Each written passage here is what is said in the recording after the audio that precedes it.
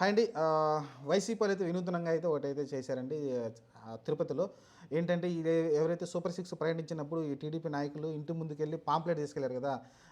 ఒక ముసలాయన ఉన్నాడా, మీకు ఇదిగో పింఛన్ వచ్చేస్తుంది 4000, అలానే మీకు మహిళ ఉందా, ఆమెకు ఒక 1500 నెలకు వస్తున్నాయి, అలానే మీకు ఆడవాళ్ళు ఉన్నారా, ఉచిత బస్సు ఉంటుంది, అలానే అమ్మఒడి వస్తుంది 15,000, ఇద్దరు పిల్లలు ఉన్నారా, దాదాపు 15,000 30,000 మీకు వచ్చేస్తాయి, ముగ్గురుంటే 45,000, నలుగురుంటే 60,000, ఇలా అయితే చెప్పుకుంటూ వచ్చారు కదా. అదైతే వాళ్ళు వినూత్నంగా వైసీపీ వాళ్ళు అయితే మళ్ళీ ప్రచారం చేస్తూ ఉన్నారు.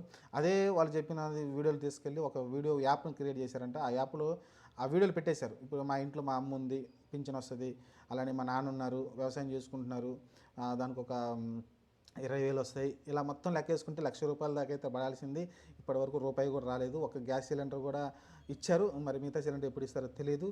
మరి అంత ఆశగా ఎదురు చూస్తున్నామని అయితే ఆ పాంప్లెట్ తీసుకెళ్ళి వైసీపీలో అయితే తిరుపతిలో అయితే ప్రచారం చేస్తున్నారండి వినూత్నంగా. ఎందుకంటే సూపర్ సిక్స్ ఇంకా అమలు కాలేదు కాబట్టి, సంవత్సరం కాలం అయిపోయింది, ఇప్పటివరకు ఒక పథకం కూడా ఇంప్లిమెంట్ కాలేదు కాబట్టి దానిపైన వినూత్నంగా ఒక ముందుకే తీసుకెళ్తున్నారు. అలానే ఫ్రీ హ్యాండ్ కూడా ఇచ్చారు. జగన్మోహన్ రెడ్డి చెప్పారు కదా, మనదాకా ఎందుకంటే స్టార్టింగ్ ఇప్పుడే గవర్నమెంట్ వచ్చింది కాబట్టి కుదురు పడాలి కాబట్టి టైం అయితే ఇచ్చారు. ఆ టైం తర్వాత ఇప్పుడైతే వైసీపీ వాళ్ళు అయితే దూకుడుగా అయితే ముందుకెళ్తూ ఉన్నారు. ప్రస్తుతానికైతే ఇది వైరల్ అవుతుంది ఈ వీడియో అనేది.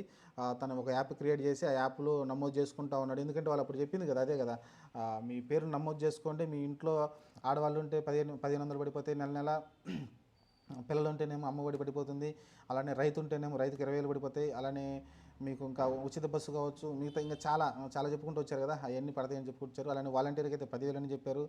ఎందుకంటే 50,000 ఒక ఉన్నారు కాబట్టి ఆల్మోస్ట్ వాళ్ళు కూడా చాలామంది ఉన్నారు కాబట్టి వాళ్ళ ఆశలపైన కూడా నీళ్లు చల్లడం చూసాం కూటమి గవర్నమెంట్ అయితే.